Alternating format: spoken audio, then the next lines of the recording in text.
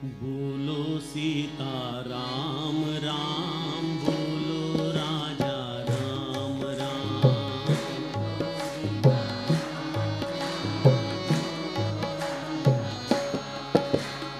बोलो सीता राम राम, बोलो राजा राम राम।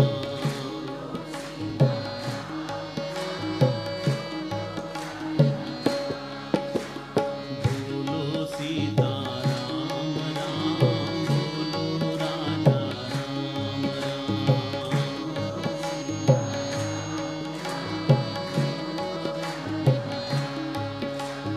बोलो सीता राम राम, बोलो राजा राम राम। बोलो सीता राम राम, बोलो राजा राम राम। बोलो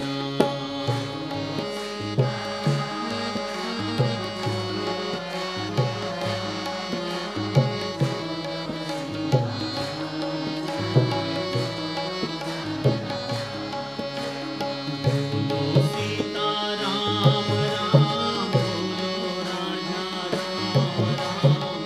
बोलो सीता राम राम, बोलो राजा राम राम।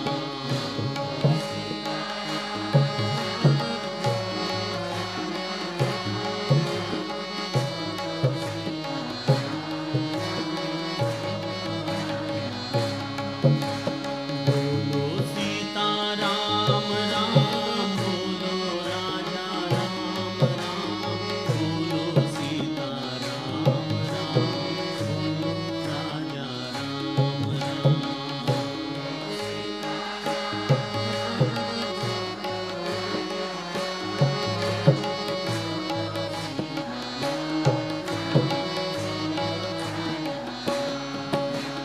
बोलो सीता राम राम, बोलो राजा राम राम।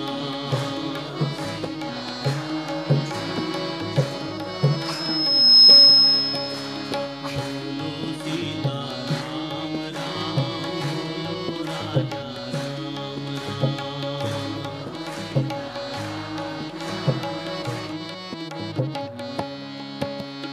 बोलो सीता राम राम, बोलो राजा राम राम।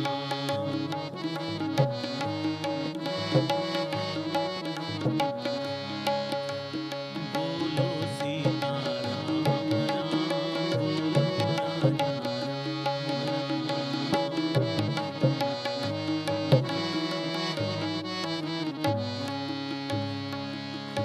जानकी जीवन स्मरण जय जय राम।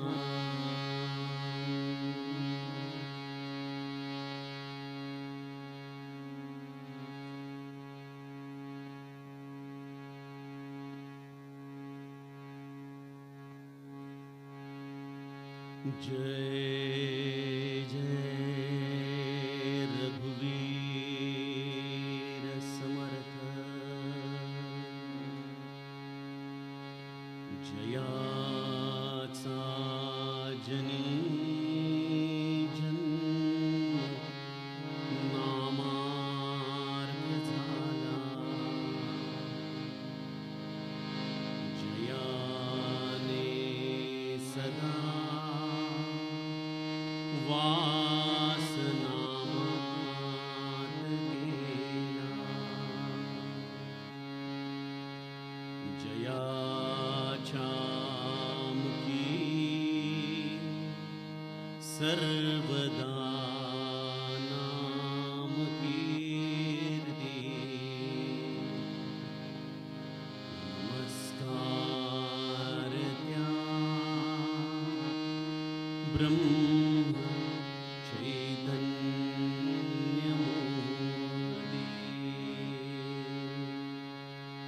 सद्गुरुनाथ महाराज की जय। शुका सारिखे पूर्ण वैराग्य ज्याचे, वसिष्ठा परी ज्ञान योगेश्वराचे। कवी वाल्मिका सारिखा मान्य ऐसा नमस्कार माझा सद्गुरु रामदासा।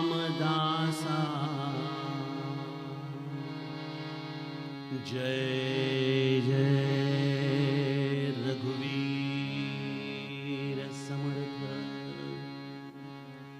श्रोता वक्ता श्रीराम समर्थ।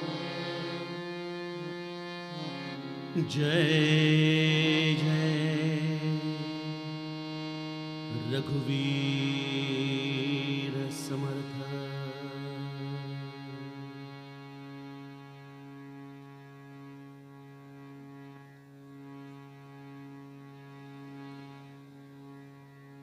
श्रीराम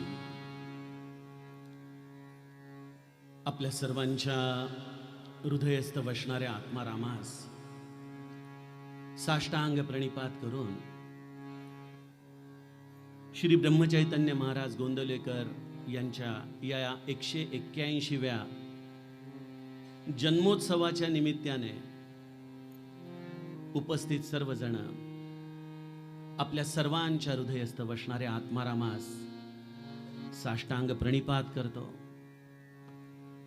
सर्व आदरणीय व्यक्तित्व सर्वांना व्यासपीठावरून माझं सप्रेम वंदन। सज्जनो, पत्रिका आपण सगळ्यांना मिळालीच होती आणि पत्रिका वाचल्यानंतर बऱ्याच लोकांच्या मनामध्ये एक शंका येऊन गेली की या वेळेला पत्रिकेमध्ये रविदादांचं नाव का नाहीये। खरं तर आपल्या मंडळाच्या सगळ्यांचीच अत्यंत प्रामाणिक इच्छा होती की हे निरूपण सेवा जशी दरवर्षी घडते तशी व्हावी, परंतु माझ्या व्यवसायाच्या व्यस्ततेमुळं अशी काही माझी परिस्थिती होती की मी पुण्यामध्ये हे 4ही दिवस राहणार नव्हतो। किंबहुना माझं परवाच विमानाचं तिकीट मी कॅन्सल केलं आणि त्यामुळं दांडेकर काकांना मी अगदी घट्ट हृदय करून सांगितलं की काका यावर्षी निरूपण सेवेमधून आम्हाला थोडी रजा द्या। काका म्हणाले तरी बघा शेवटपर्यंत प्रयत्न करा। पण आपले महाराज हृदयामध्ये राम आणि डोक्यामध्ये श्रीकृष्ण घेऊन असतात बघा, आणि त्यामुळे ते म्हणाले तुझ्या शेंडीला धरून मी सेवा करून घेईन, तू कोण आला ठरवणारा। गंमत अशी केली महाराजांनी, 4-5 दिवसापूर्वी एक अत्यंत महत्त्वाच्या कस्टमरची ईमेल आली की मी 28 आणि 29 तारखेला तुमच्या कंपनीमध्ये परीक्षण करायला येतोय, तर तुम्ही तिथं उपस्थित असणं गरजेचं आहे। म्हटलं अरे बापरे, आता 28-29ला इथं थांबायचं म्हणजे गोव्याला जाता येणार नाही त्या कॉन्फरन्सला, म्हणून पहिले विमानाचं तिकीट कॅन्सल केलं आणि काल त्या कस्टमरनी आपली व्हिजिट कॅन्सल केली। असं करून महाराजांनी बरोबर या निरूपण सेवेसाठी आणून बसवलं। कालच मला शरद म्हणत होता काय विषय घेणार आहेस, काय चिंतन करणार आहेस। म्हटलं आता ज्यांनी आणलेलं आहे ते बघतील काय बोलायचं, पण काय बोलणार आपण गुरु महिमेशिवाय या महोत्सवामध्ये काय बोलावं। काल निलाखे काकांच्या सुमधुर वाणीमधून श्री महाराजांचे 10 गुण ऐकले। मला खात्री आहे की इतर देखील सर्व व्यासपीठावरती उपस्थित असलेल्या मंडळींनी देखील गुरुचंच महात्म्य आपल्याला सांगितलं असणार। त्यामुळे हा रोकडा प्रचितीचा अनुभव आला। अभंगामध्ये म्हणणं सोपं आहे, तो वाटेल त्याची करी, आणि स्वतः अनुभवणं वेगळं असतं की तो वाटेल त्याची करी। मला समर्थांच्या बद्दल अत्यंतिक प्रेम आहेच, आपण जाणता। त्या समर्थांचं नाव ज्ञानेश्वरीमध्ये माऊलींनी वेगळ्या अर्थाने लिहिलेलं आहे।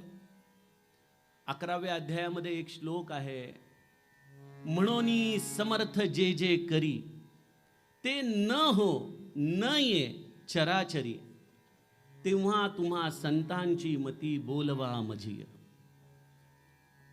समर्थाच्या मनामध्ये आल्यानंतर त्याला अशक्य काही नसतं. तो वाटेल त्याची करी, हे जे आपण ब्रीद गातो ते या ज्ञानेश्वरीचंच जणू काही रूप आहे. तर श्री महाराजांच्या चरणी अत्यंत मनोभावे वंदन करून त्यांची महती, त्यांच्याच कृपेने, त्यांच्याच आशीर्वादाने आपण पुढले तास दीड तास अत्यंत एकाग्र होऊन ऐकूयात.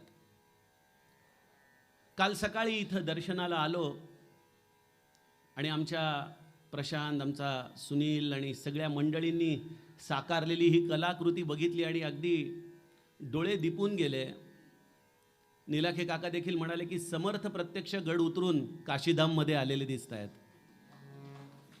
तशी ही सुंदर कलाकृती बघितली आणि मनामध्ये विचार केला की गुरुचं महत्त्व सांगणारा समर्थांचा मनोबोधामधला एक श्लोक आज आपल्या समोर चिंतनाला घ्यावा, ज्यातून गुरुचं अनन्यसाधारण महत्त्व, गुरुची जीवनामध्ये असलेली अनिवार्यता, गुरुशिवाय जणू काही हे जीवन वोखट आहे, खोटं आहे, मिथ्या आहे, अशा या गुरुचं महत्त्व सांगणारी सज्जनो समर्थांची सुंदर वाणी, त्यातील श्लोक क्रमांक 141 आज श्री महाराजांच्या कृपेने त्यांचं वर्णन गाण्यासाठी आपल्या समोर सेवेला घेतलेली आहे.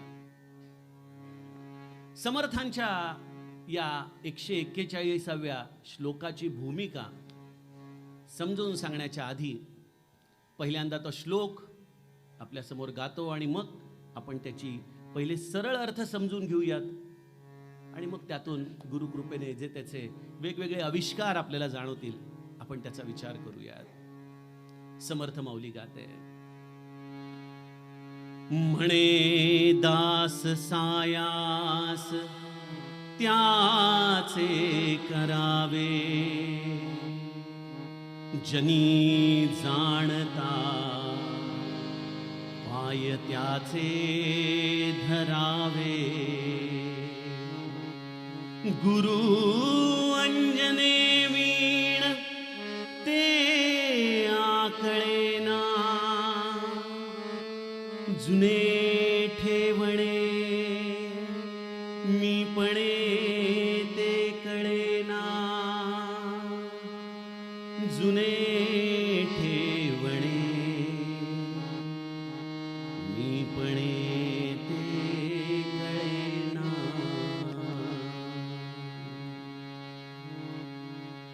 समर्थांचा हा 141वा क्रमांकाचा श्लोक.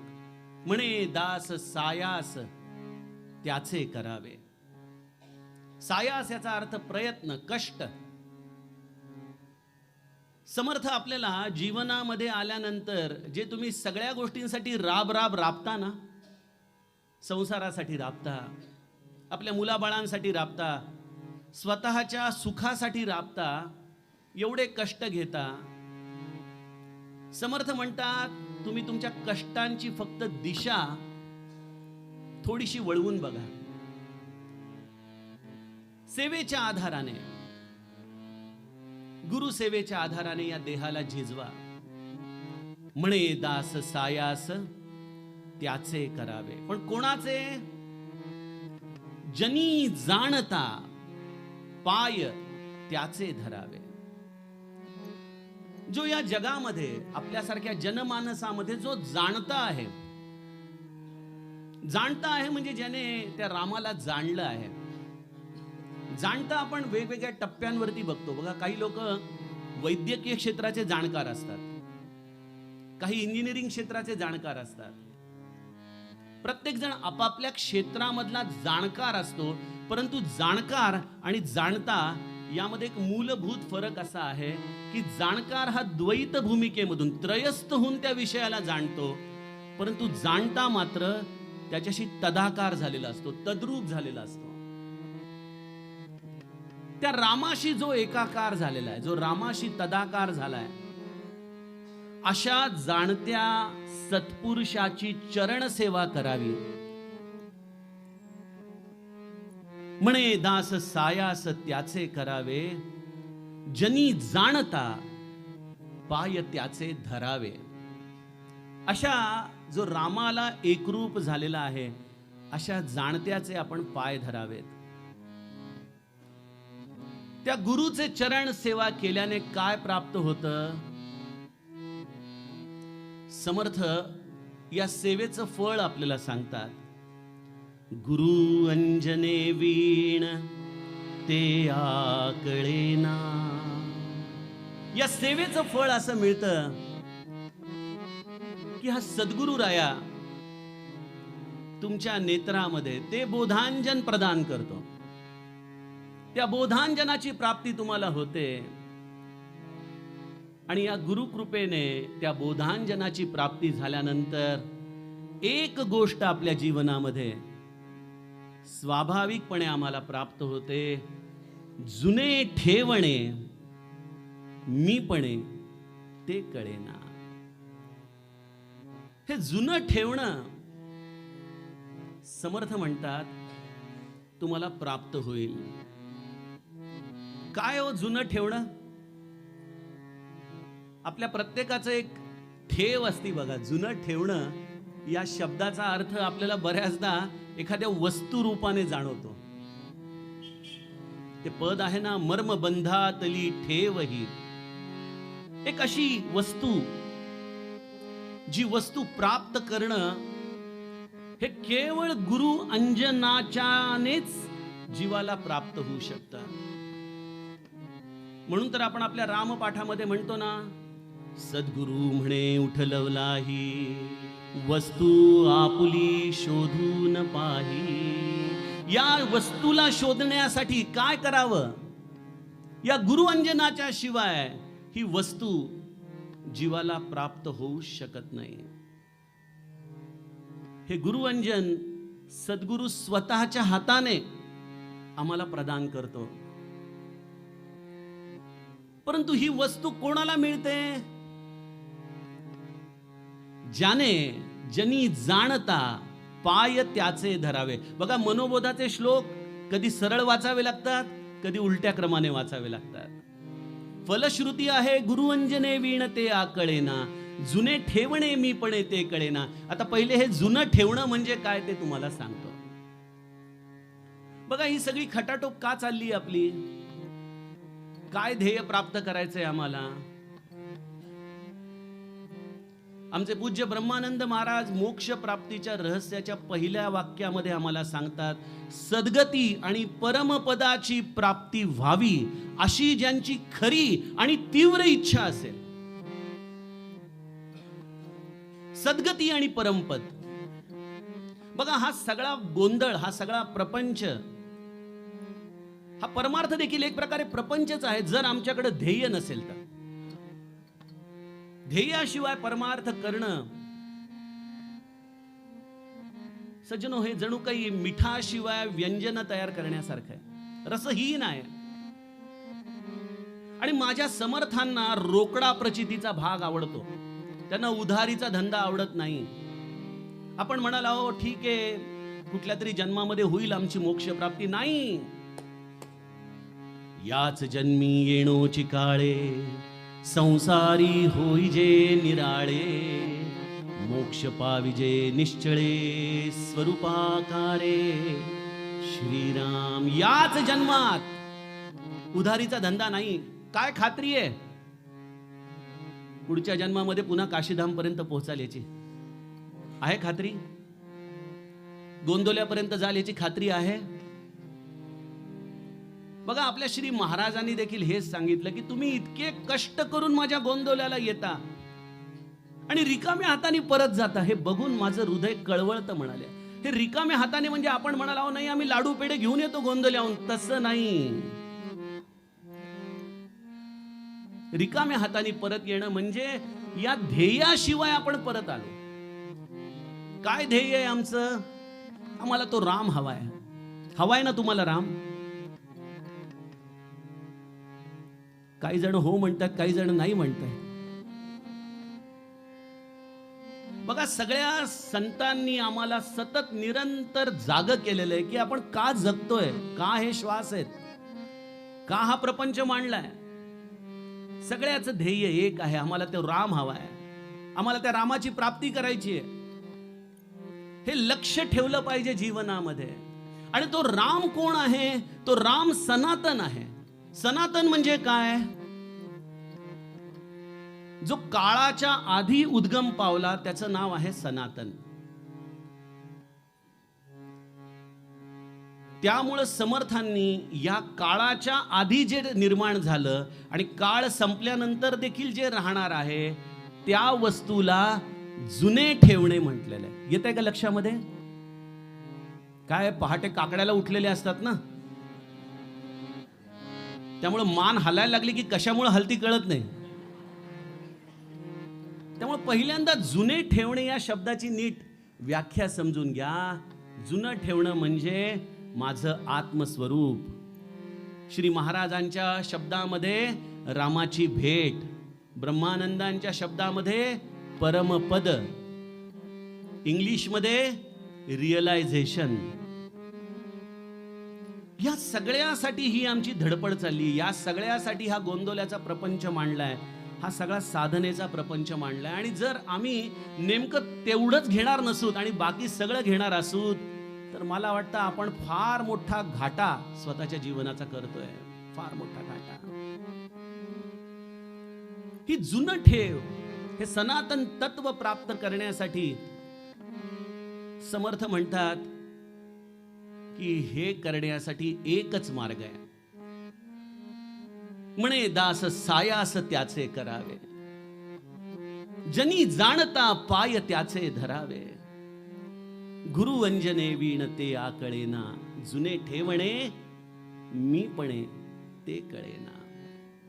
गुरुच्या शिवाय, गुरु कृपेशिवाय स्वतःच्या स्वरूपाचं दर्शन नाही, या रामाची भेट नाही.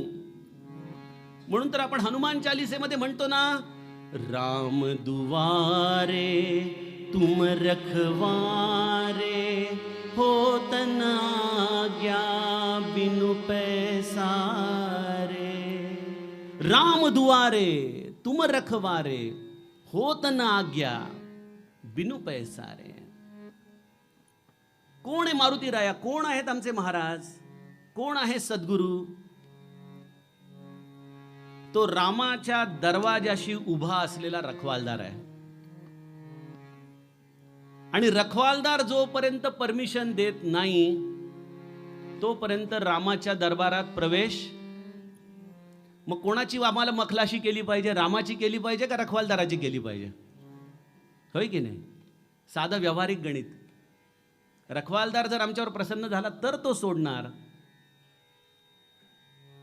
त्यामुळे सज्जनो, एकच मार्ग आहे त्या रामापर्यंत जाण्याचा.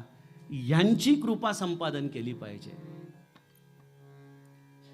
आणि ही कृपा संपादन केल्याशिवाय रामाची भेट होऊ शकत नाही, नाही, नाही. हे त्रिवार सत्य लक्षात ठेवा. तुम्ही वाटेल त्याची करा.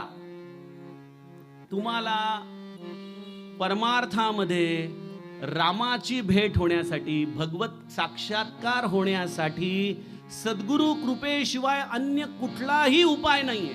अन्य कुठलाही उपाय नाही.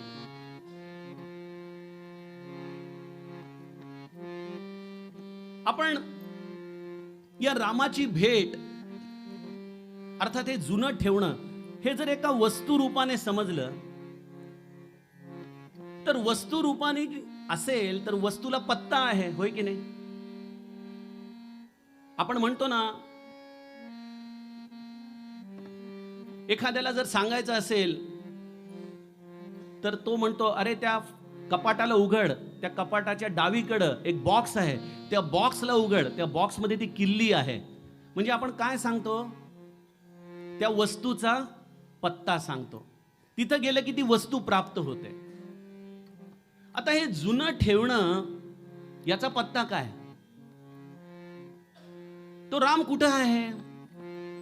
त्या रामाला कुठं शोधायचं? त्या रामाचा पत्ता काय आहे? आपण म्हणाल मंदिरामध्ये रामाचा पत्ता आहे, बरोबर आहे का? हो का नाही? त्याचं उत्तर हो पण आहे आणि नाही पण आहे, त्यामुळे तुम्ही सगळे बरोबर आहात. सगुणाचे नि आधारे निर्गुण पाविजे निर्धारे. हे निर्गुण सगुणाच्या पूजनातूनच जातं, त्यामुळे रामाच्या मंदिरापासूनच सुरुवात करावी लागते, रामाच्या सगुण भक्तीपासूनच सुरुवात करावी लागते. पण आमच्या वेण्णा स्वामी म्हणतात त्याप्रमाणे दरबारी. काय म्हणतात आमच्या वेण्णा स्वामी? बंध विमोचन राम माझा, बंध विमोचन राम, राम बंध विमोचन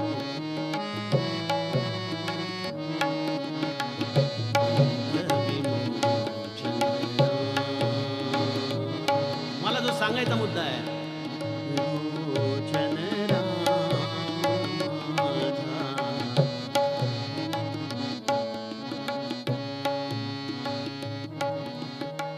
सद्गुरु कृपया ओळखिला जो, सद्गुरु कृपया ओळखिला जो, कौसल्येचा राम माझा, बंध विमोचन राम, राम बंध विमोचन राम.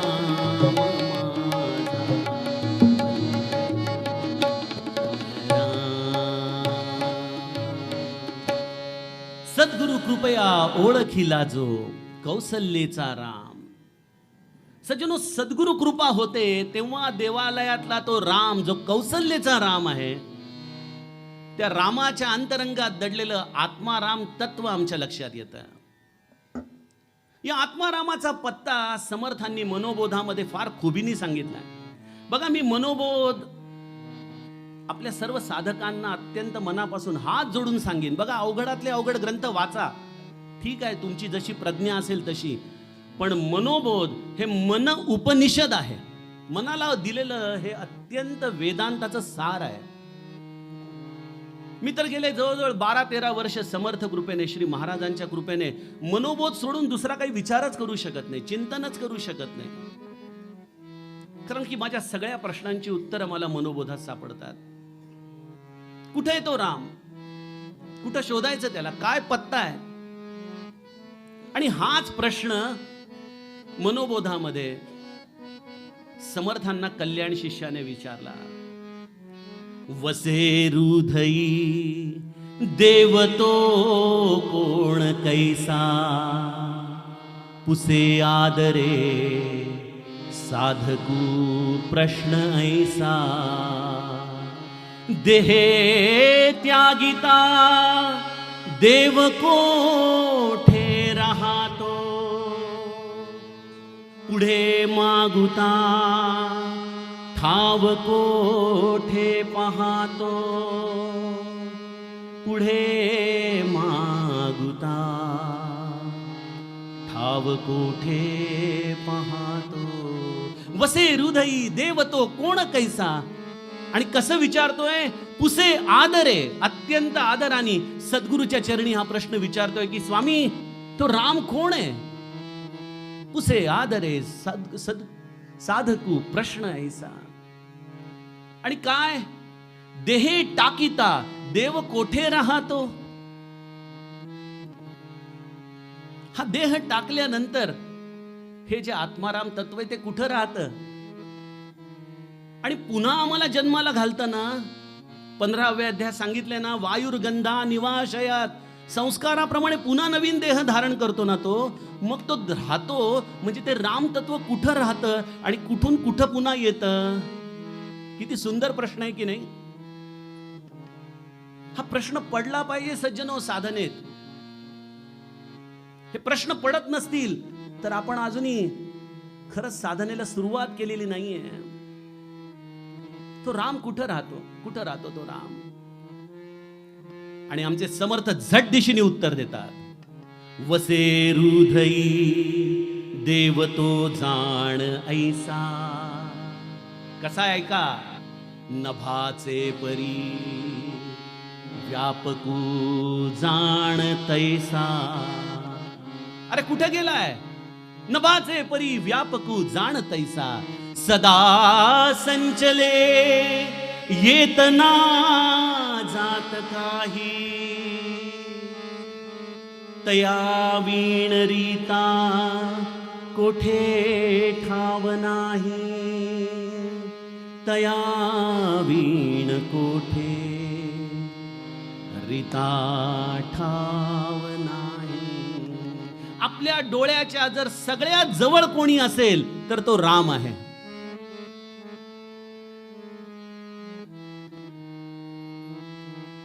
नभी व्यापिले जे अणुरेणू काही.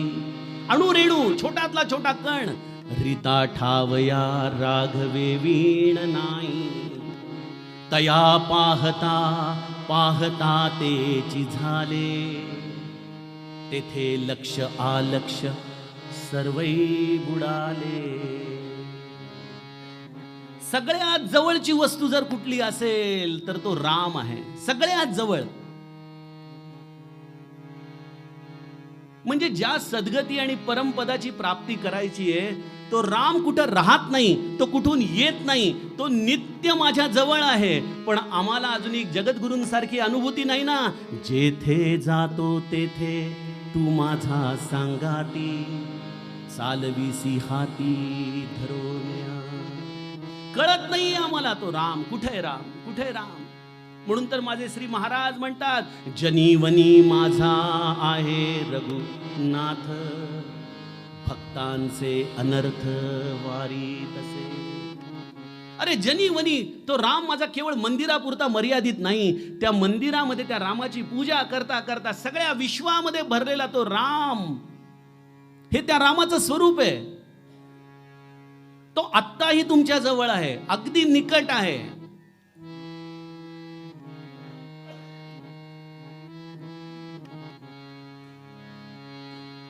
समर्थ एका श्लोकामध्ये म्हणतात अखंडित भेटी रघुराज योगू.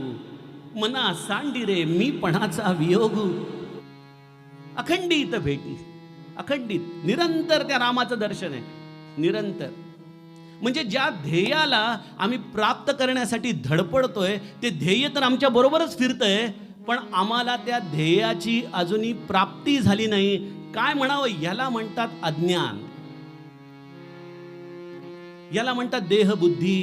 की तो राम इतका आपल्या निकट असूनही आम्हाला कळत नाही.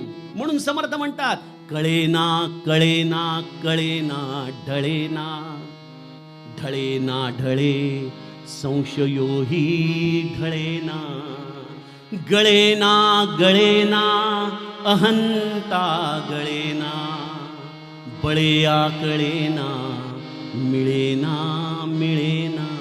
आयुष्य असं निघून जातं सज्जनो. आयुष्य केवढी मोठी शोकांतिका आहे, पारमार्थिक शोकांतिका आहे की तो राम आमच्या इतक्या निकट आहे आणि तो राम आम्हाला दिसत नाही, राम आम्हाला कळत नाही. काय करावं या रामाला शोधण्यासाठी? समर्थांनी या 141 श्लोकांच्या आधी 4 श्लोक भूमिका मांडण्यासाठी लिहिलेले आहेत बरं का. आपल्यापैकी ज्यांचा मनोबोधाचा अभ्यास असेल त्यांना नक्की कळेल. समर्थ एखाद्या क्लासिकल सिंगर सारखी प्रमाणे एखाद्या रागदारीला जसं बांधावं ना त्याप्रमाणे एखाद्या तत्वाला बांधतात. फार मनोबोधामध्ये रमण्यासारखं सुख नाही तुम्हाला सांगतो. आणि हे सुख फार विरळ आहे. समर्थ त्या 141व्या श्लोकाला येण्याच्या आधी 4 श्लोक आम्हाला सांगतात की एवढ्या जवळ तो राम आहे. जीवा श्रेष्ठ ते स्पष्ट सांगून गेले. जीवा कर्म दारिद्र्य ठाकोनी आले. देहे बुद्धीचा कर्म खोटे टळेना. जुने ठेवणे मीपणे आकळेना. भ्रमे नाडळे वित्त ते गुप्त झाले. जीवा जन्म दारिद्र्य ठाकोनी आले. देहे बुद्धीचा निश्चयो जाटळेना. जुने ठेवणे मीपणे आकळेना. पुढे पाहता सर्व ही कोंदलेसे. अभाग्यास हे दृश्य पाषाण भासे. अभावे कदा पुण्य गाठी पडेना. जुने ठेवणे मीपणे आकळेना. जयाचे तया चुकले प्राप्त नाही, गुणे गोविले जाहले दुःख देही, गुणा वेगळी वृत्ती तेही वळेना, जुने ठेवणे मी पणे आकळेना. सगळ्याचा अर्थ सांगत बसत नाही मी, पण एक त्याचा मतितार्थ समजून घ्या. पुढे पाहता सर्व ही कोंदलेसे, चराचरामध्ये अणुरेणूमध्ये तो राम आहे, अणुरेणूमध्ये. पण अभाग्यास हे दृश्य काय वाटतंय, पाषाण भासे. पूज्य बाबा सांगायचे ना, ते एकदा वाराणसीला गेले होते आणि तात्यासाहेब म्हणजे अर्थात वाणी रूपातले महाराज त्यांच्या बरोबर, आणि सगळी लोक वाराणसी बघायला गेले. पूज्य बाबा गेले नाहीत. महाराजांनी विचारलं, बाबा आपण नाही गेला? म्हणाले, काय बघायचं महाराज, बघायचं असेल तर एखाद्या सत्पुरुषाचं दर्शन व्हावं. ते म्हणाले, बरोबर आहे, तीर्थक्षेत्री गेल्यानंतर असा सत्पुरुष बघावा, नाही तर मातीची ढेकळं सगळीकडे दिसतात. समर्थ आणि महाराजांच्या सांगण्यामध्ये काही फरक आहे का हो? अभाग्यास हे दृश्य पाषाण भासे, आम्हाला हे दगड मातीच वाटतात हो. अहो, आमच्या महाराजांनी राम उभा केला, लोक म्हणायचे, महाराज मूर्ती छान आणल्या, कुठल्या दगडातून बनवल्या आहेत? महाराजांच्या डोळ्याला पाणी यायचं, म्हणायचे, अरे अरे तुम्हाला तो मूर्ती वाटते, कारण तो प्रत्यक्ष साक्षात राजा राम उभा आहे. माझ्या रामाकडे एकदा डोळे भरून पाहाव म्हणाले.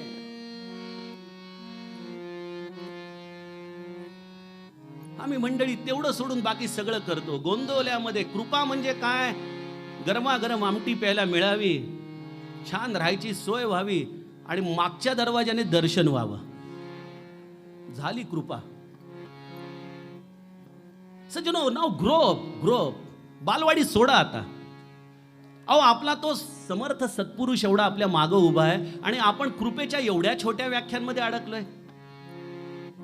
तो आम्हाला रामापर्यंत घेऊन जायला तयार आहे. तो म्हणतो, तुम्ही तुमचा हात माझ्या हातात द्या, मी तो रामाच्या हातात नेऊन देतो. पण कोणी हात पुढं करायला तयार नाही. शिंच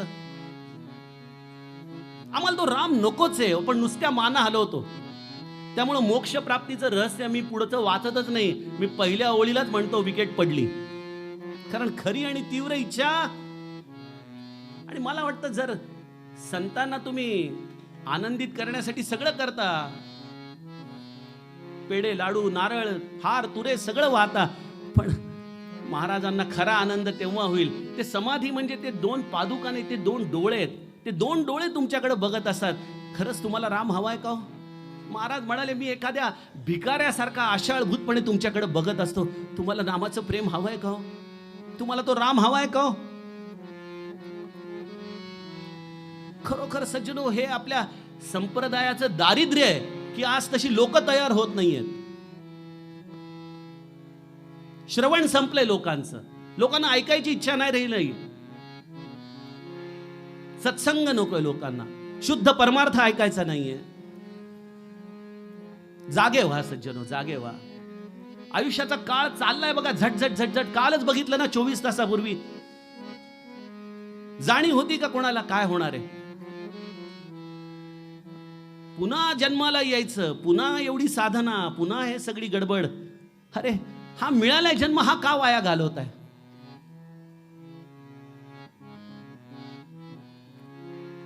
आपल्या गुरुला शोभेल असं आपण काहीतरी करावं. त्यांना राम आवडतो म्हणून त्या रामाला प्राप्त करण्याचं ध्येय आपण आपल्या जीवनामध्ये ठेवावं बघा. आणि श्री महाराज म्हणतात त्याप्रमाणे आमचं अजून हे दृश्यावरचं प्रेमच कमी होत नाही हो. तो अनुभव आपल्याला माहितीच आहे. अप्पासाहेब भडगावकर एकदा डोळ्यात पाणी आणून म्हणाले, महाराज जे ब्रह्मानंदांना दिलं ते मला देखील द्या ना हो.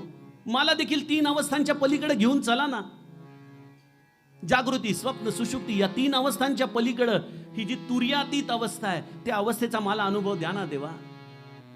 अप्पासाहेब भडगावकर हे महाराजांचे अगदी जुने प्रथम साधकांपैकी शिष्य. कारण की भडगावकर परिवार आणि महाराजांचं कौटुंबिक नातं. महाराज म्हणाले, अहो मी देखील ते द्यायला तयारच आहे तुम्हाला, पण तुमचं दृश्यावरचं प्रेम अजूनही संपत नाही म्हणाले. सज्जनो, ही आमची सगळ्यांची शोकांतिका आहे. ही केवळ एक प्रातिनिधिक रूपाने आप्पासाहेबांना सांगितली, पण आमच्या सगळ्यांची हीच अवस्था आहे.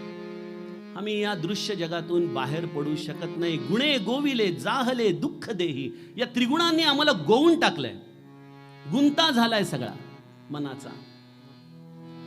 म्हणून तर आपल्याला काकड्यामध्ये आपण दररोज म्हणतो सत्व रज तमो गुणाचा काकडा केला रामा काकडा केला. माया ममता स्नेहा माझी समूळ भिजविला. हे 3 गुण जाळून खाक झाले पाहिजेत. सत्व रज आणि तम या त्रिगुणाच्या पलीकडं गुणे गोविले जाहले दुःख देही.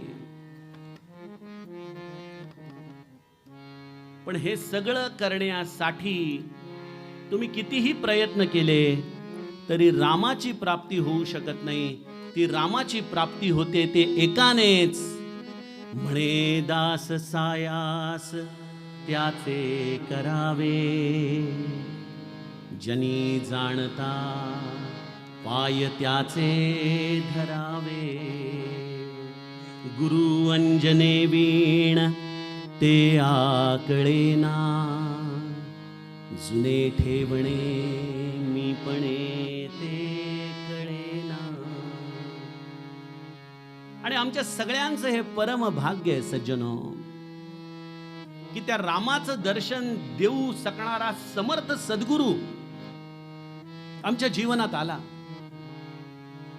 इतकंच नाही तर त्याने आम्हाला आपलं म्हटलं, त्याचा अनुग्रह दिला. त्याचा अनुग्रह म्हणजे काही साधी सुधी गोष्ट नाही. त्याने चक्क त्याचा प्राण काढून तुम्हाला दिला. आणि त्या नामाच्या आधाराने आम्हाला तो सत्पुरुष, तो जाणता आमच्या जीवनामध्ये कुठं घेऊन चाललाय? रामदर्शनाकडे घेऊन चाललाय. बघा, असा जाणता आपल्या जीवनामध्ये आला याचं बऱ्याचदा आम्हाला आमचं सद्भाग्यच कळत नाही. तुम्ही एक लक्षात घ्या, गोंदवल्याला पोहोचणं हे बहुत जन्माचं सुकृत तुमचं एवढी फळलं म्हणून तुम्ही गोंदवल्याला अशा समर्थ सत्पुरुषाच्या चरणी जाऊ शकलेला आहे. लक्षात घ्या. तुम्हाला अजूनही मूल्य कळालं नाही. मी स्पष्ट बोलणारा माणूस आहे. तुम्हाला आपल्या सद्गुरूचं मूल्य कळालं नाही. तुम्हाला कळालं नाही की तुम्हाला काय सद्भाग्य तुमच्या जीवनात फळलंय. अहो, साधी नगरसेवकाची ओळख असली तर वॉर्डामध्ये माणूस कॉलर टाईट करून चालतो.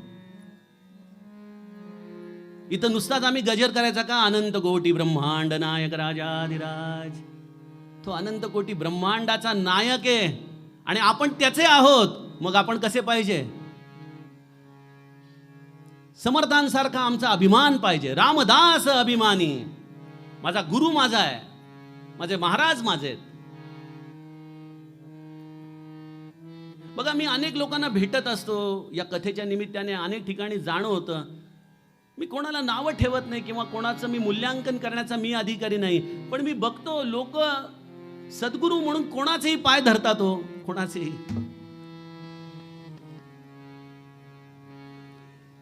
आणि त्याला पुन्हा डिफेंड करतात की अरे देहातले सद्गुरू पाहिजेत ना, म्हणून आम्ही यांना सद्गुरू केलं. सज्जनो, त्या विमानामधून जाताना मला एक इन्स्ट्रक्शन पारमार्थिक वाटतं बरं का.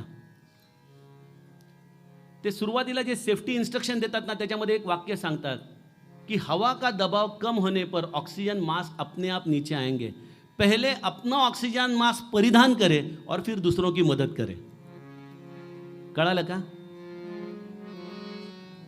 ज्याला पोहता येतं तोच दुसऱ्याला पार नेऊ शकणार ना. का जो स्वतः गटांगळ्या खातोय त्यांनी दुसऱ्यांना हात घालून स्वतःही खड्ड्यात जायचं?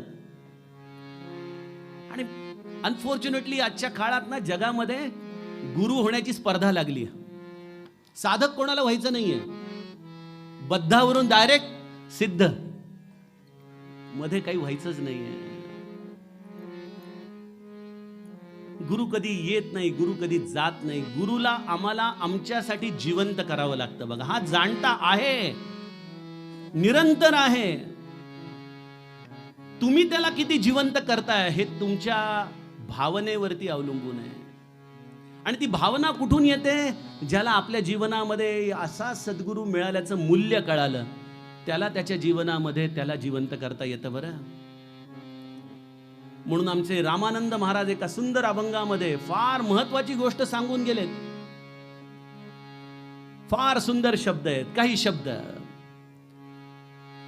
आनंद सागराचा धनी धनी, आनंद सागराचा धनी धनी, आनंद सागराचा धनी, ब्रह्म चैतन्याची खाणी, ब्रह्म चैतन्याची खाणी,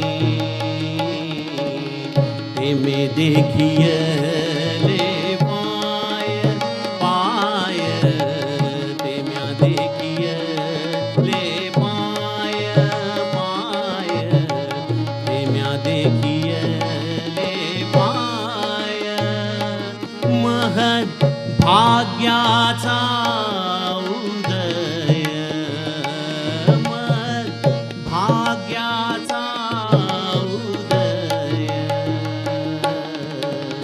ते म्या देखिए ले पाय पाय, ते म्या देखिए ले पाय पाय,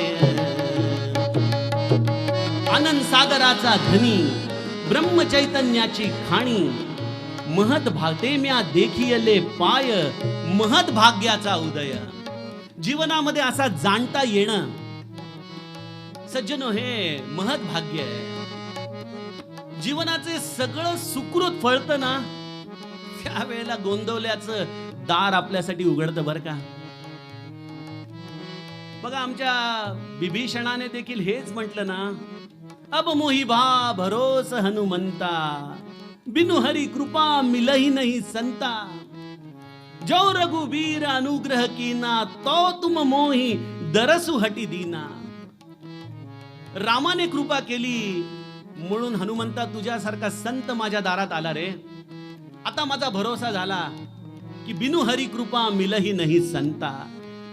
पहिले राम कृपा करतो आणि मग सद्गुरु जीवनामध्ये प्रवेश करतो. लक्षात घ्या, आपण काय करतोय, सद्गुरु पासून रामाकडे जाण्याचा प्रयत्न करतोय, पण राम कृपा ऑलरेडी झाली.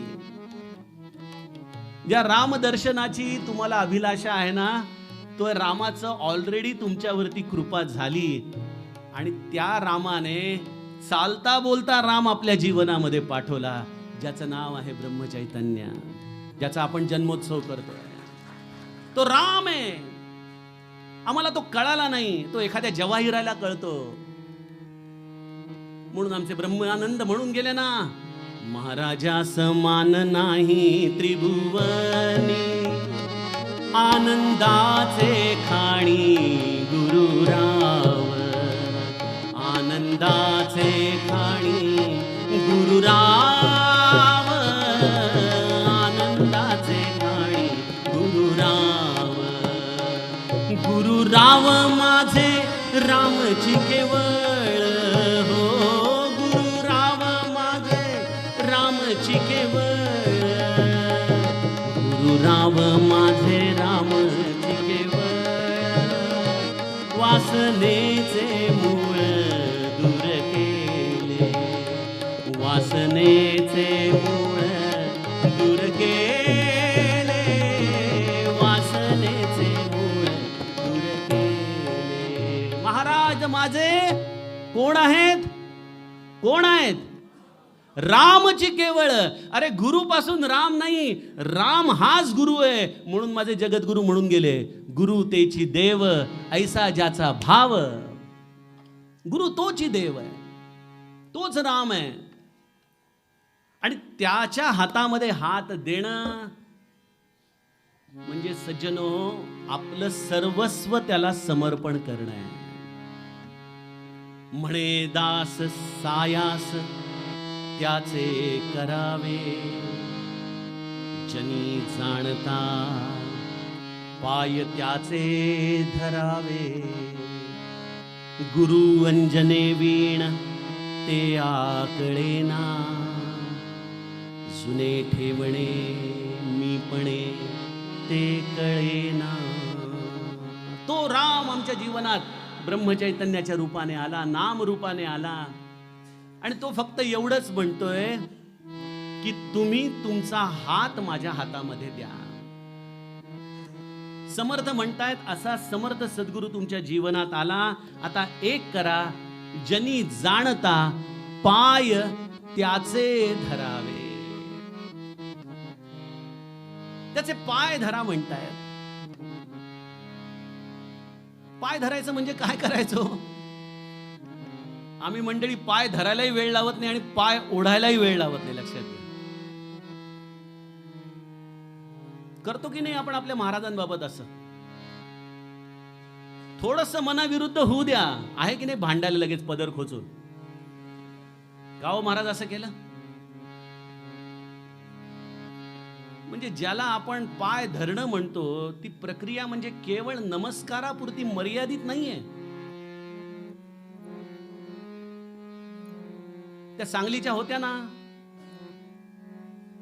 त्यांचं आडनाव विसरलो मी, पण त्यांच्या मुलाला सरकारी नोकरीमध्ये शिक्षा झाली तर त्या बाईने काय करावं? महाराजांच्या पादुका पाण्यात ठेवल्या आणि म्हणाल्या जोपर्यंत माझ्या मुलाला सुटका होत नाही महाराज पाण्यातून पादुका काढणार नाही. इकडं महाराजांचे पाय असे टम्म फुगले दोन दोल्यात. हे पाय धरणं आहे का? काय वाटतं तुम्हाला?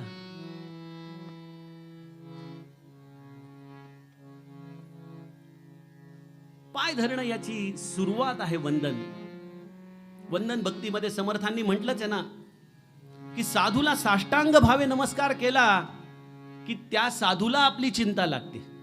की ज्याने मला आता बघा फार महत्वाचं सूत्र आहे. नमस्कार कोणी स्वीकारावेत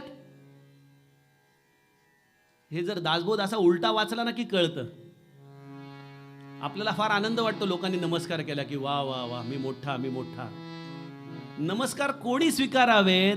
ज्याला समोरच्याची चिंता वाहण्याचं सामर्थ्य आहे त्याने त्याचे नमस्कार स्वीकारावेत.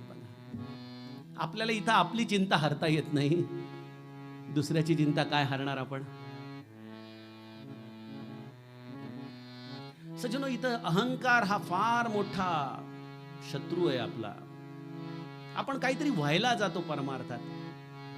ते स्वामी प्रज्ञानानंदांचं परांडा येथे मी चरित्र एकदा सांगत असताना त्यांच्या गुरुने त्यांना फार छान बोध दिला. हिंदी गुरु होते त्यांचे. ते काय म्हणाले त्यांना? कुछ बनने की कोशिश मत करो, जैसे हो वैसे ही रहो. काय बोध आहे हा?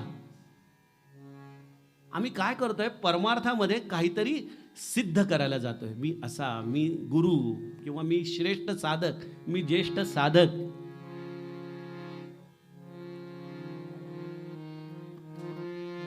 सज्जनो, मी सांगू का तुम्हाला, गुरुचं जर काही व्हायचं असेल ना तर गुरुच्या पायावर पडलेलं निर्माल्य व्हा. बघा, फुलासारखं त्याच्या चरणी पडावं आणि निर्माल्यासारखं बाजूला व्हावं. ज्याला कुणी त्याची आठवण ठेवत नाही असं पाय पुष्ण व्हावं गुरुच्या घरचं.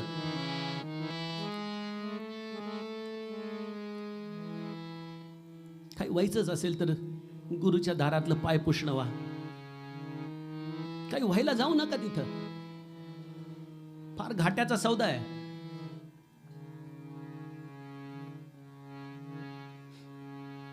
जगामधला लौकिक फार अवघड आहे पचवणं. भल्या भल्यांना तो त्रास देतो. त्यामुळे जाणत्याचे पाय धरणं ही गोष्ट काहीतरी वेगळीच आहे. आणि समर्थांनी लिहिलंय की म्हणे दास सायास त्याचे करावे. सायास करा. जनी जाणता, हा तर जाणता आहेच, त्याची काय व्याख्या करायची आम्ही? मज नकळे नेती नेती ऐसे पवाडसे, ऐसी बोलत असे श्रुती, तेथे मज मूर्खाची मती पवाडेल कोठे. सद्गुरु स्तवनामध्ये समर्थ म्हणतात. हा तर नेती नेती याच्या पलीकडचं तत्व आहे. हा जाणता आहे हा सिद्ध करणं हा माझा उद्देश नाही. कारण बघा, एक चांगली गृहिणी जी चांगला स्वयंपाक करू शकते तीच दुसरीचं गुणधर्म ओळखू शकते. एखादा चांगला गायक दुसऱ्या गायकाचे गुणधर्म ओळखू शकतो. जाणता होऊनच जाणत्याचे गुणधर्म ओळखता येतील ना. आपण कुठले जाणते, आपण तर नेणते आहोत सगळे. त्यामुळे तो जाणता आहे, त्याला सिद्ध करण्याचा प्रयत्न नाही, प्रयत्न आहे मला सिद्ध करण्याचा. मी कसा हा जाणता माझ्या आयुष्यात आल्यानंतर वागू, काय करू मी त्याच्यासाठी. बघा, गुरु मिळाला आहे ती एखादी वस्तू ठेवल्यासारखी ठेवू नका जीवनामध्ये. गुरु हा संपूर्णपणे तुमच्या देहात भरला गेला पाहिजे, इंटरनलायझेशन झालं पाहिजे गुरुचं. फक्त नाम घेणं म्हणजे गुरुची सेवा करणं नाही, फक्त त्याची सगुण उपासना करणं म्हणजे गुरुची सेवा नाही.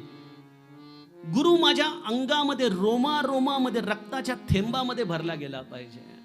ही गोष्ट काही वेगळीच आहे. आणि यासाठी सायास लागतात, यासाठी कष्ट लागतात. बघा, आमचे डॉक्टर साहेब आलेत आज. तुम्हाला माहिती ना, केमोथेरपीमध्ये केवढा त्रास असतो. रक्तामध्ये नको असलेल्या त्या कॅन्सरच्या पेशींना जाळताना त्या रुग्णाला काय भयानक त्रासाला सामोरं जावं लागतं.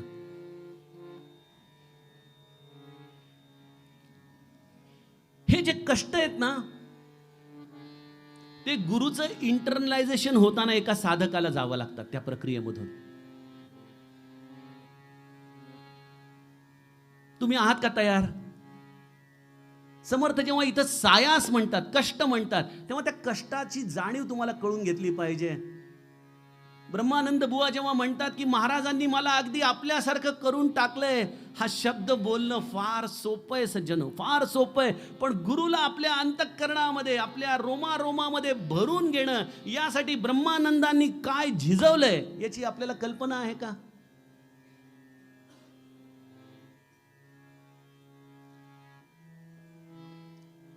आपण म्हणाल ह्याची गरज आहे का? अहो, लक्षात घ्या, अमृताचा प्याला मिळाल्यानंतर कोणी चमच्याने अमृत पिणार आहे का? तो ग्लास उचलून थेट तोंडाला लावून सगळं अमृत पिऊन टाकणार ना. मग हा जर जाणता तुमच्या आयुष्यात आलाय, तर तो जाणता संपूर्णपणे पिऊन टाका. महाराज हेच म्हणतात, मला लुटून न्या, लुटून न्या, लुटून न्या.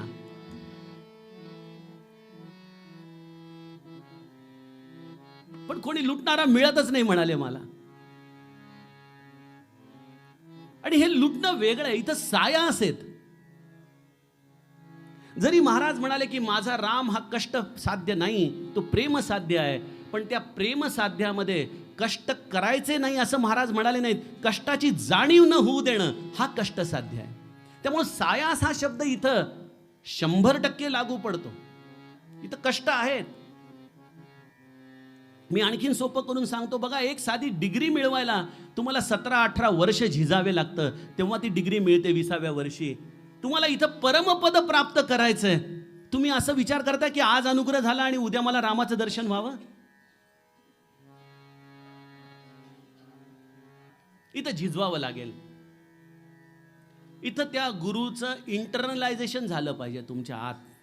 पोखरामध्ये आम्ही आता जी पशुपतीनाथला कथा करणारे दीनदास, त्या दीनदास कथेचं हेच ब्रीद आहे की तो गुरु माझ्या जीवनात, माझ्या रोमारोमामध्ये मी कसा उतरू, माझ्या कणाकणामध्ये मी कसा उतरू.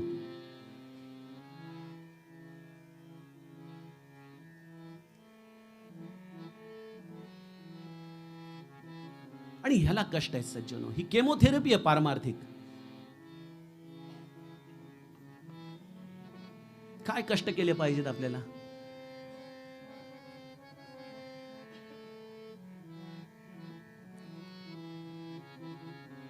आपण तर त्यांच्याकडून शिकावं की ज्यांनी त्यांना पूर्णपणे प्राप्त करून घेतला.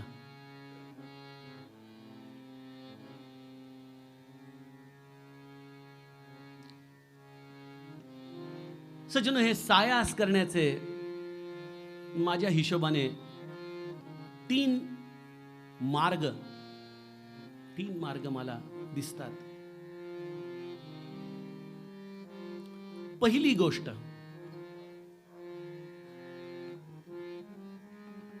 गुरु आज्ञेचं तंतोतंत पालन हा पहिला सायास आहे.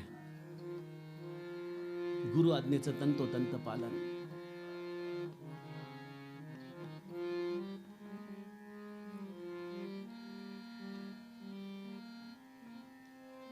तुम्ही कुठलंही कर्म करत असाल ना, मी तुम्हाला माझा अनुभव सांगू का?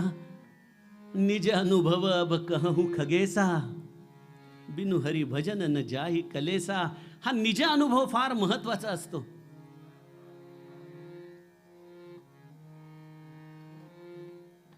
गुरु इंटरनलाइज करण्यासाठी पहिली गोष्ट करा, तुमच्या कर्मामध्ये प्रत्येक ठिकाणी हे 2 डोळे तुमच्याकडे बघतायत.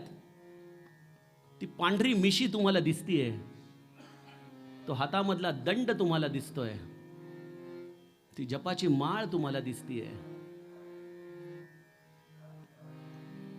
तो सतत तुमच्याकडे पाहतोय आणि आपलं प्रत्येक आचरण हे त्याला शोभेल असं आहे की नाही. प्रत्येक आचरण, मग आपलं बोलणं असो, आपला मानसिक विचार असो किंवा आपलं शारीरिक कर्म असो. गुरु आज्ञेचं तंतोतंत पालन करणं हे एखाद्या क्लास सारखं किंवा 3 तासाच्या परीक्षेसारखं नाहीये. हा 24/7 चालणारा उपक्रम आहे. आपण म्हणाल मी दिवसा चांगला असतो. रामायणामध्ये भरताची परीक्षा भरद्वाज मुनींनी रात्री घेतली की हा भरत दिवसभर तर अश्रू ढाळत बसतोय सगळ्यांसमोर राम राम करत, त्याची रात्री काय अवस्था आहे. श्री महाराज रात्री पलिता घेऊन सगळ्यांच्या चेहऱ्यावरती प्रकाश टाकत टाकत फिरायचे गोंदवल्यामध्ये. का? म्हणाले अरे त्यांच्या सूक्ष्म देहाची मी परीक्षा बघत असतो. दिवसभर मनुष्य चतुराईने भरपूर गोष्टी करतो, पण इथं रात्री झोपल्यानंतर त्याचं एक बालक होतं. सज्जनो, गुरु आज्ञेचं तंतोतंत पालन. आणि गुरु आज्ञा काय आहेत हे आपण दररोज गातो. अहो मंदिरवासी जन, तुम्ही ऐकावे वचन, आल्या तिथा अन्न द्यावे, राम नाम दृढ घ्यावे, पूजा करावी त्रिकाळ, अंगी वैराग्याचे बळ, नका धरू काही आस, नाम जपा श्वासोश्वास, पंचपदी भजन करा, राम नाम दृढ धरा. आपण सगळे जाणता या एक प्रकारे आम्हाला श्री महाराजांनी दिलेल्या आज्ञा आहेत.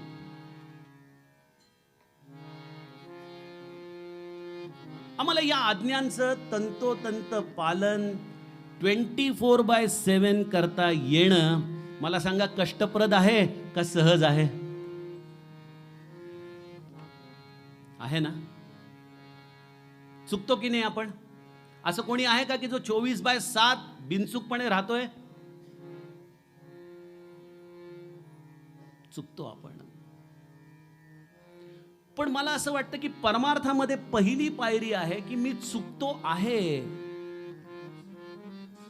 याचा निदान एक्सेप्टन्स तरी आपण आपल्या स्वतःला द्यावा ना, की माझ्याकडून नाही होत बाबा तसं. महाराज बघा, मोक्ष प्राप्तीच्या रहस्यात अंतिम टप्प्यामध्ये श्री महाराजांनी एक फार महत्वाची गोष्ट सांगितली आहे ब्रह्मानंदांनी, की रामा मी परमपापी आहे, माझ्यासारखा वाईट या जगामध्ये कोणी नाही.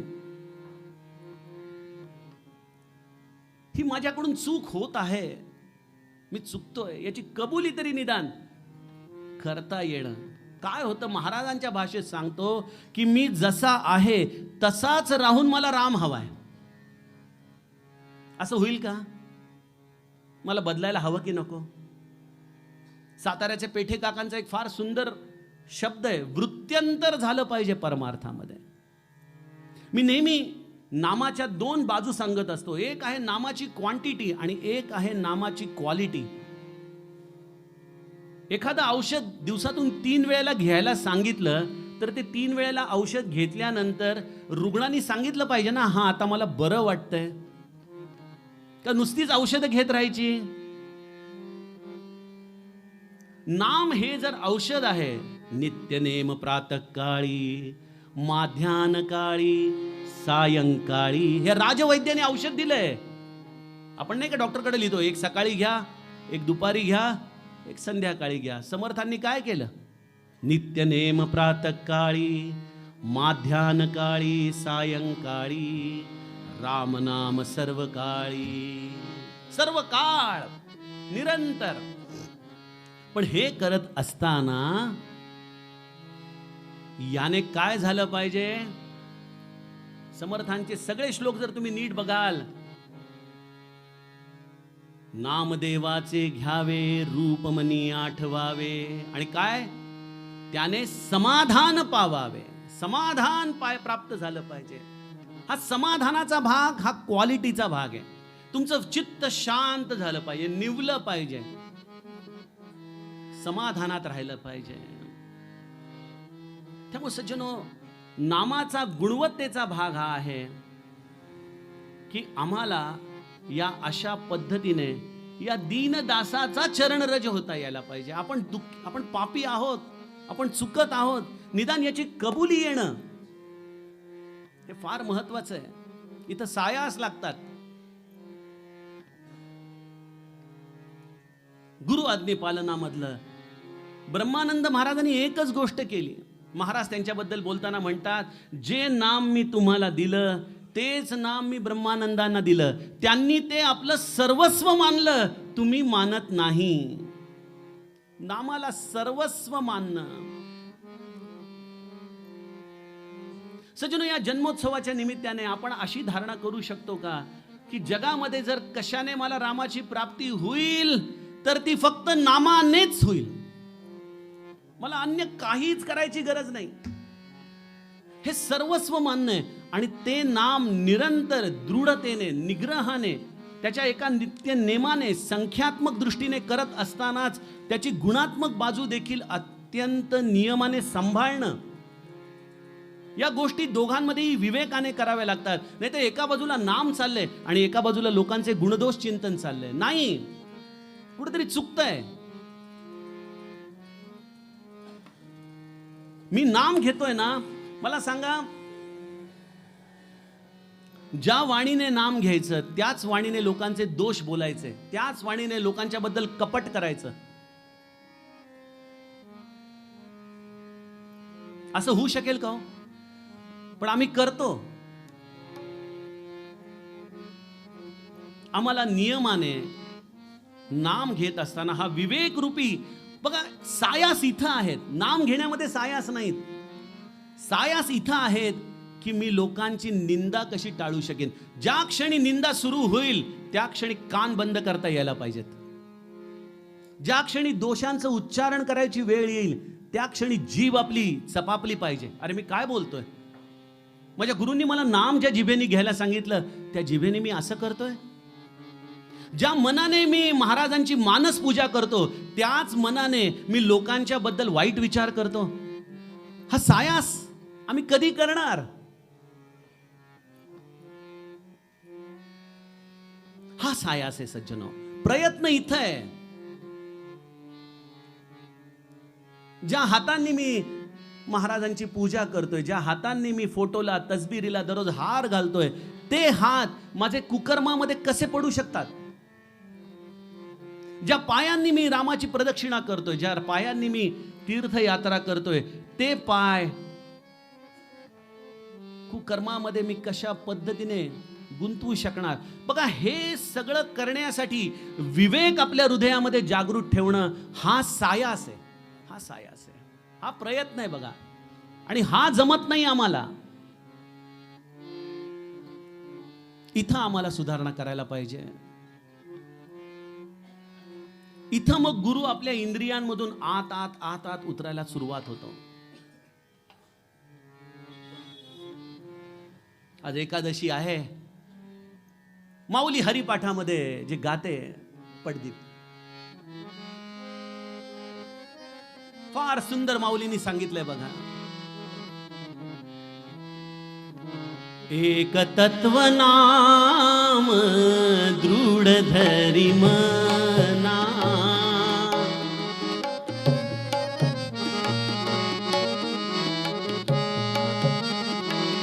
एक तत्व नाम दृढ धरी मना, हरिसी करुणा येईल तुझी, हरिसी करुणा येईल तुझी,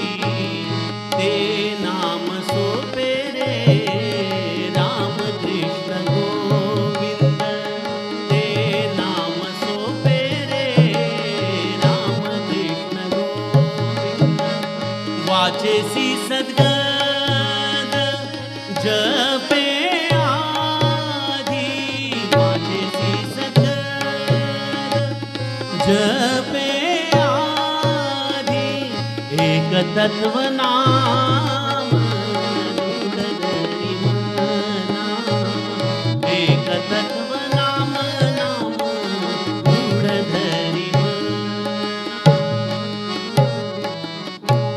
ज्या वाचेने नामाला घट्ट धरलंय त्या वाचेने मी परदोष टाळणार, हा सायास आहे. ज्या कानांनी मी रामकथा ऐकतोय त्या कानांनी मी परनिंदा ऐकणार नाही, हा सायास आहे. ज्या मनाने मी सद्गुरूची मानस पूजा करतो त्या मनामध्ये मी कुटिलता आणणार नाही, हा सायास आहे. आणि हा भल्या भल्यांना जमत नाही सज्जनो, भल्या भल्यांना मी बघितलंय, मलाही जमलेला नाही, लक्षात घ्या. पूज्य बाबांनी त्यांच्या उपनिषदाचं जे नाद भागवताचं जे सार काढलं त्याच्यामध्ये एक छान उदाहरण दिलं की हरिद्वारला एक मनुष्य बसची तिकीटं काढणारा 4 धामच्या, कोणी तिकीट काढायला आलं की त्यांना प्रत्येक धामाची इत्थंभूत माहिती देत असतो. मग तिथं गेलं की उजव्या हाताला वळा, मग 4थं हॉटेल घ्या, तिथं हा माणूस आहे ह्याला भेटा. सगळी लोक इतकी इम्प्रेस व्हायचे, म्हणाले तुमच्या तर खूप वेळा झालेल्या दिसत आहेत धामच्या यात्रा. ते म्हणाले मी कुठला जाणार, मी अपंग आहे. मग म्हणे तुम्हाला कसं माहिती, म्हणे तुम्हीच लोक येऊन सांगता मला, ती माहिती मी तुम्हाला सांगतो. हा माझा डिस्क्लेमर आहे की तो माणूस मी होतो.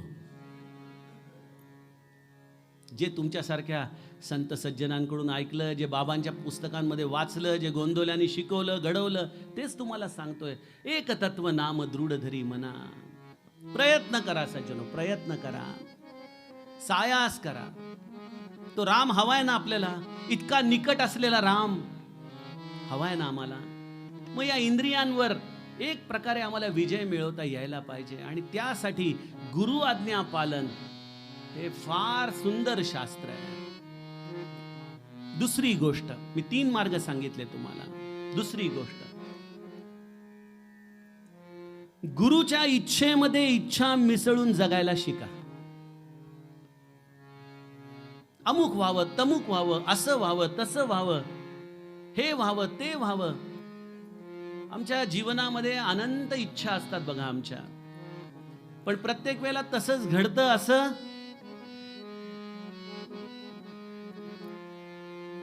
अनेक माता भगिनी मला भेटतात, डोळ्यात पाणी आणून सांगत असतात की असं होतंय, तसं होतंय.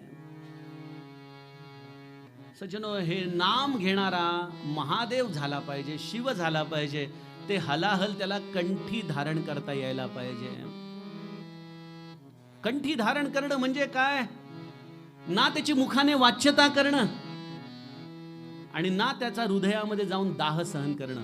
बस त्याला इथं ठेवता येणं. जीवनामध्ये जे जे काही नकारात्मक आहे, जे जे काही उपेक्षेचं विष आहे, जे जे काही अपमानाचं विष आहे, तुमची काहीही चूक नसताना लोकांनी केलेला तुमच्या उपेक्षेचा जो तुम्हाला त्रास होतोय, घरामध्ये जे काही लोक तुमचा अपमान करतायत, कदाचित तुमच्या मनासारखी कुठलीच गोष्ट घडत नाहीये, तरी देखील जे महाराज करतायत ते माझ्या कल्याणाचं करतायत, ते माझ्या हिताचं करतायत. हे लोकांना सांगण्यासाठी नाही, ही भावना हृदयामध्ये घट्ट धरणं यासाठी सायास लागतो. बरं, फार अवघड आहे.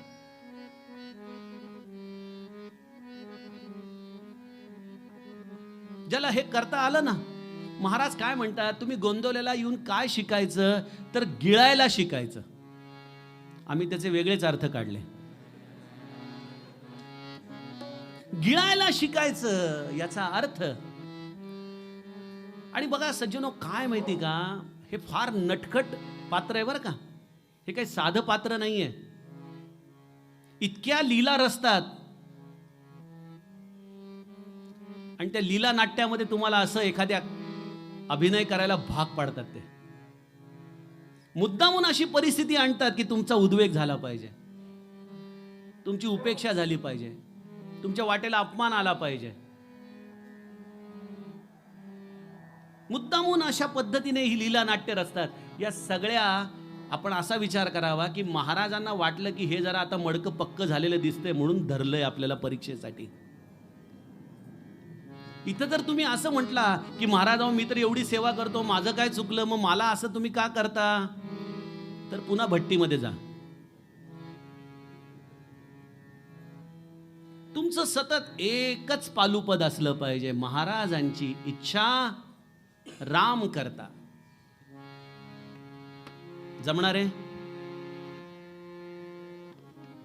काहीच कळत नाही. हे महत्वाचं आहे. आम्हाला नक्की कळायला तर पाहिजे की या जणी जाणता पाय धरायचे म्हणजे नुसते पायाला घट्ट मिठी माराल तर पाय सुचतील महाराजांचे. तसं नाही. हे सायास आहेत, हे प्रयत्न आहेत गुरुची कृपा प्राप्त करण्यासाठी.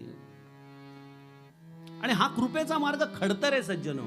हा काही हे मी तुम्हाला ब्रह्मानंदांची उदाहरण देऊ शकलो असतो, पण वेळेअभावी सगळी देत नाही. पण हा भाग तुम्ही समजून घ्या. पहिली गोष्ट गुरु आज्ञेचं तंतोतंत पालन, आणि दुसरी गोष्ट गुरु इच्छेमध्ये इच्छा मिसळून राहणं. फार अवघड आहे हे, फार अवघड. आपण पॉलिटिक्स करू, फोन करू, काही काळजी करू नको, ते माझ्या ओळखीचे आहेत, हे माझ्या ओळखीचे आहेत, सगळं आम्ही करू, आणि सगळं होऊनही जर नाही झालं तर म्हणून जाऊ दे, आता काय महाराजांची इच्छा. असं होत नाही. बघा, एक लक्षात घ्या, प्रपंच हा होत असतो आणि परमार्थ हा करावा लागतो. हे ज्याला कळालं ना, तो कधी या प्रपंचामध्ये अमुक अमुक व्हावं या भावनेने धडपडणार नाही. बघा, ते होतंय, ते होतंय. नको खेद करू कोणत्या गोष्टीचा, पती लक्ष्मीचा जाणत असे, सकळ जीवांचा करीतो संभाळ, तुझं मोकळी कायसी नाही. हे सोडा त्यांच्यावरती. त्याला जसं नाचवायचंय तसं नाचवू द्या आम्हाला. नाही सुटत हो. पण बघा, राम दर्शन म्हटलं तर अगदी जवळ आहे, पण हे जमत नाही. नामाची क्वांटिटी तुम्ही करतच राहा, कारण की क्वांटिटीनीच क्वालिटी येणार आहे. पण निदान सतत क्वालिटीचा विचार करा. आणि क्वालिटी म्हणजे केवळ मनाची एकाग्रता नाही, क्वालिटी म्हणजे ह्या गोष्टी आहेत. आणि तिसरी आणि अंतिम, या जाणत्याचे पाय धरण्याचा मार्ग जो मला गुरुकृपेने वाटतो, हे सगळं आत्ता सकाळी सुचलेलं चिंतन आहे बरं का, ताजं ताजं तुम्हाला परोसतोय. तिसरा मार्ग मला असं वाटतो,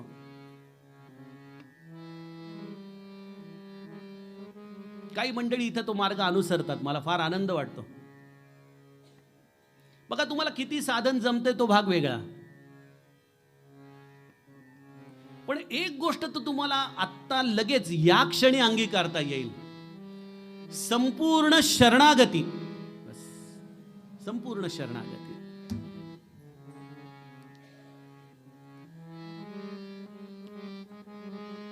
तुम्हाला गुरुच्या जवळ संपूर्ण शरणागतीच्या मार्गाने चालता येणं हा सायास आहे. फार अवघड मार्ग आहे हा. शरणागती शब्द उच्चारणं फार सोपं आहे. मी म्हणून म्हटलं की आत्ताच्या क्षणी करता येईल. म्हटलं तर आत्ताच्या क्षणी करता येईल. कसं करता येईल? लहान लेकराची जी असते ना, ती शरणागती असते बघा. आई जसं ठेवेल तसं तो राहतो. आईने कुंड्यामध्ये काही आणलं खायला, आईने हात पुढं केला की तोंड उघडतं. आईने सांगितलं असं वागायचंय तो तसं वागतो.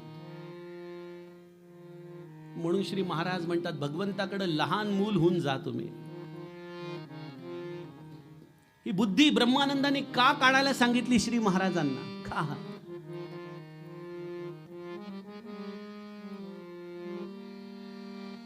मला काहीच कळत नाही, हे ज्याला कळतं ना, त्याला सज्जनो सगळं कळतं.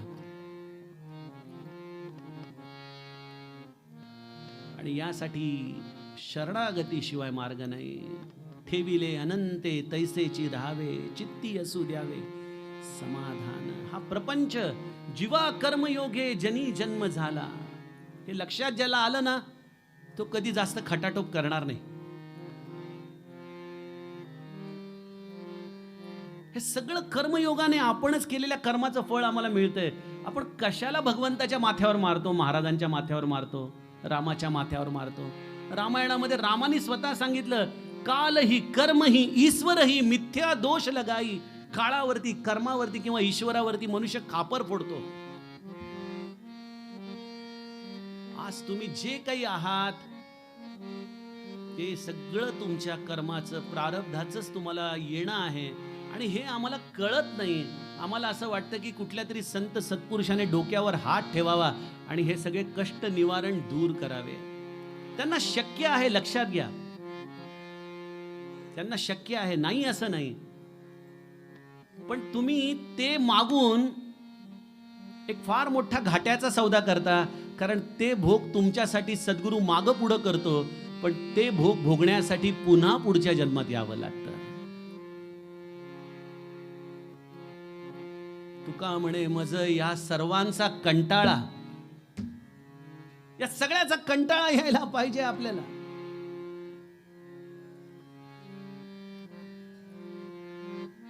श्री महाराज त्यामुळे आपल्याला फार छान सांगतात की बँकेचे हप्ते फेडत असताना एक एक हप्ता जसा जाऊ लागतो तसा तसं मनाला आनंद वाटतो की चला आता हप्ते संपत आले.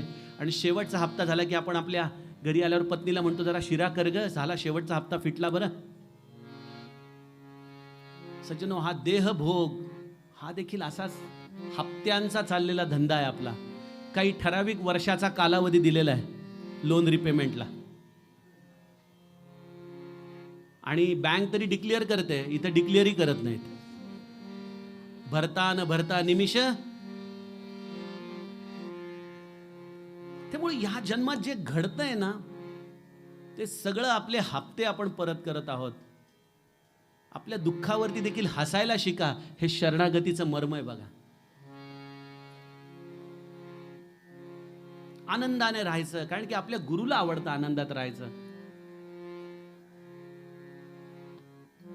शरणागतीमध्ये दुःखाला स्थान नाही.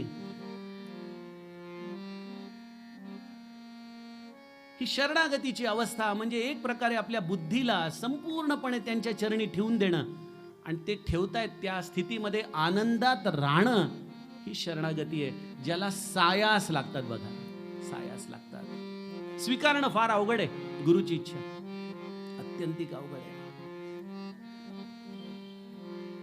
परंतु श्री महाराजांना जी ज्ञानेश्वरीतली ओवी आवडायची, आता मुते गोड करुनी घ्यावे, ऐसे तांदुळी कासया विनवावे, साई खडियाने प्रार्थावे, सूत्रधारा ते.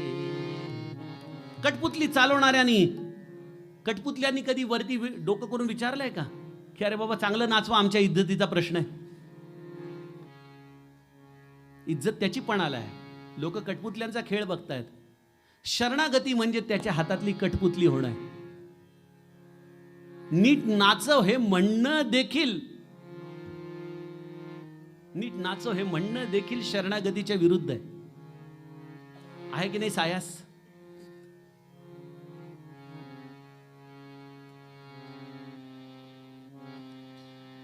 आणि सज्जनो, ही या संप्रदायामध्ये ज्यांनी ज्यांनी त्या पूर्णत्वाला प्राप्त केली त्यांनी ही अंगीकारलेली सूत्र आहेत. आणि हाच राजमार्ग आहे, हाच रोडमॅप आहे. आता ज्याला जेवढं कळालं तेवढं त्याने ग्रहण करावं, त्याने तेवढी मनाची तयारी करावी. आणि हे करुणा प्रधान आहे तो. बघा, गुरुअंजने वीण ते आकळेना. हे गुरुअंजन, तुम्ही या मार्गावरती किती चाललाय त्या प्रमाणामध्ये तुम्हाला प्राप्त होणारच आहे. हे गुरुअंजन कसं आहे? बंदं गुरुपद पदुम परागा, सुरुची सुवास सरस अनुरागा, अमीय मुरीमय चूरन चारू, समन सकल भव रुज परिवारू. गोस्वामीजींनी फार सुंदर या गुरुअंजनाची व्याख्या केली आहे. गुरुअंजन हृदयामध्ये येतं, प्रविष्ट होतं. म्हणजे काय होतं? तुम्हाला गुरुअंजन किती प्रमाणात प्राप्त झालंय ना, हे तुमचं तुम्हीच मोजू शकता. बरं कसं? तुमच्या जीवनामध्ये सुरुची किती आली आहे, तुमच्या जीवनामध्ये सुवास किती आलाय, आणि तुमच्या जीवनामध्ये सरस अनुराग किती आलाय. या 3 गोष्टी आहेत गुरुकृपेचं मोजमाप करण्याची. आता या 3 गोष्टी काय? सुरुची म्हणजे तुमच्या आवडी किती बदलल्या आहेत. तुम्हाला तो राम आवडायला किती लागलाय, तुम्हाला सत्संग किती प्रिय झालाय, तुम्हाला भगवंताची कथा किती गोड लागतीये, तुमचं मन भगवंतामध्ये किती रमतंय, ही तुमची रुची पालट आहे. मला निलाके काका, त्यांचा स्वभाव मिश्किल आहे, गमतीने सांगत होते, अरे दादा कोरोना काळामध्ये त्या बातम्यांनी असं काही वेड लावलं की दिवस रात्र त्या बातम्याच. काय होतं सज्जनो, या दृश्य जगामध्ये रुची जाणं हे फार सोपं आहे, फार सोपं आहे. पिक्चर बघणं, नेटफ्लिक्स, ॲमेझॉन प्राईम, रील्स बघत वेळ घालवणं फार सोपं आहे. पण हा एवढा, आणि पुन्हा लोक म्हणतात माझ्याकडे वेळ नाही हो, काय करायचं. गुरुकृपा, गुरुअंजन हे आहे की जेव्हा ठाईचं बैसोनी करा एकचित्त, आवडी अनंत आळवावा, ही मनाची अवस्था व्हायला सुरुवात होते की अरे माझे राम कसा असेल, माझे स्वामी कसे असतील, माझं नाम काय आहे, संतांनी काय सांगितलंय.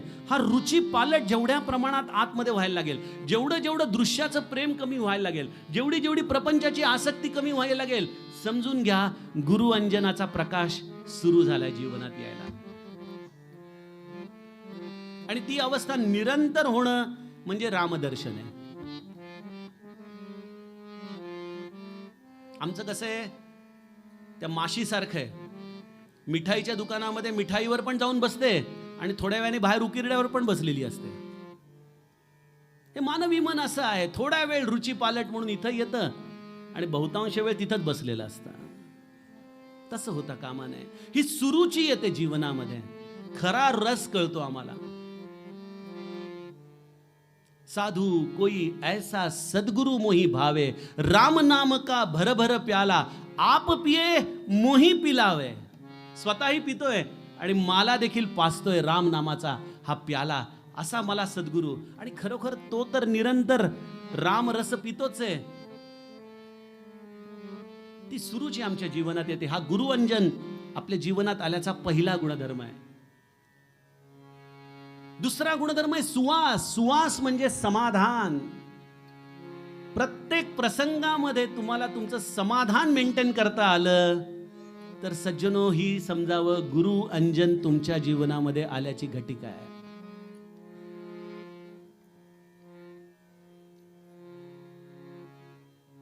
बघा, सगळ्या परमार्थ, मला अनेक पॉडकास्टमध्ये लोक विचारतात परमार्थाचा खरा अर्थ काय, त्याचा नेमका परिणाम काय. मी त्यांना एकच सांगतो, जगद्गुरु तुकाराम महाराजांचा अभंग लक्षात ठेवा, मन करा रे प्रसन्न, बस. आणि त्याच्यासाठी मला लोक म्हणतात, दादा आम्हाला तुम्ही अनुग्रह देता का. म्हटलं मी अनुग्रह देत नाही. अहो म्हणे काहीतरी ते सांगा. म्हटलं माझा एक मंत्र आहे, करणार का. म्हटलं काय. म्हणे माझा मंत्र सांगू, तुम्हाला माहिती आहे, गेलं सगळं खड्ड्यात, हा मंत्र आहे म्हटलं माझा. अरे कसला अनुग्रह, कसलं काय म्हटलं. पण हा मंत्र मला फार उपयोगाला पडतो. गेलं सगळं खड्ड्यात, मी आनंदी राहणार, कारण की माझ्या गुरुला आवडतं. महाराज काय म्हणतात, ज्याच्या हृदयामध्ये फार कष्ट आहेत त्याच्या हृदयात राहणं मला फार अवघड पडतं. त्या लखनौला उतरलं ना की विमानतळावर एक मोठा बोर्ड आहे, मुस्कुराइए आप लखनौ में है. मला असं वाटतं की मुस्कुराइए आप गोंदवलेकर महाराज के हो. अरे हसा, आनंदी राहा, प्रसन्न प्रसन्न प्रसन्न आनंदी. परमार्थ मुरल्याच्या या खुणा आहेत सज्जनो. जो निरंतर प्रसन्न राहू शकतो ना, त्याने जिंकलं बघा जग. काळजी त्याला लागते ज्याला दृश्याचं प्रेम आहे, ज्याला लौकिकाची अभिलाषा आहे. प्रसन्न राहण्यासाठी काही लागत नाही. आपल्या महाराजांचं चरित्र बघा, फरगुल, फाटकं फरगुल घालून मस्त राजासारखे चालायचे. इथं आम्ही 10-10 हजाराच्या साड्या नेसून देखील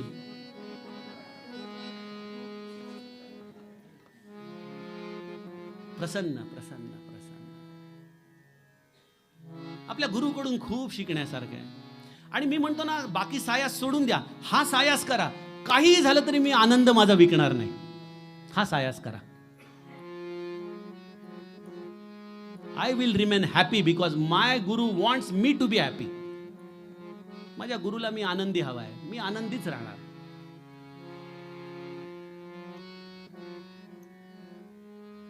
हा सुवास आहे सज्जनो, हा गुरुवंजनाचा सुवास आहे. आणि तिसरा आणि अंतिम गुरुवंजनाचा प्रताप आहे सरस अनुराग.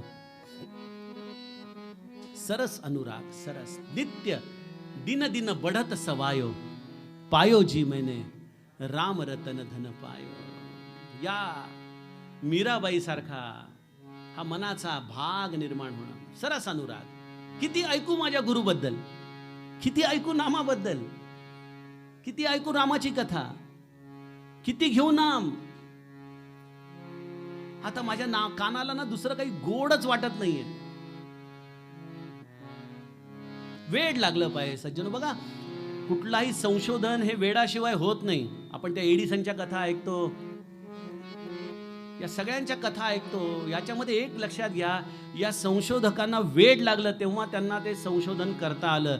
इथं तर संशोधनाची परमोच्च अवस्था असलेल्या रामाला शोधायचंय, अति सूक्ष्म. मग इथं वेड लागलं पाहिजे की नाही हो? इथं भगवंताच्या नामाचं वेड, हे प्रेम, हा सरस अनुराग. आणि यासाठी दररोज थोडी थोडी साधना करत करत, आनंदी राहण्याचा मार्ग ठेवत ठेवत, काळजी न करता करता, शरणागतीच्या मार्गाने, त्यांच्या इच्छेमध्ये इच्छा मिसळून, गुरु आज्ञेचं तंतोतंत पालन करत, जो अशा रीतीने जीवनाचे कष्ट करेल त्याला पूर्ण बोध प्राप्त होतो. पूर्ण बोध. आणि मग माझे समर्थ शेवटच्या टप्प्यात मनोबोधामध्ये म्हणतात, कळे आकळे रूप ते ज्ञान होता, तेथे आटली सर्व साक्षी अवस्था.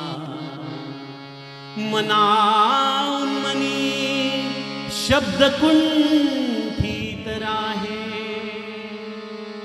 तो गे तोची तो राम सर्वत्र पाहे.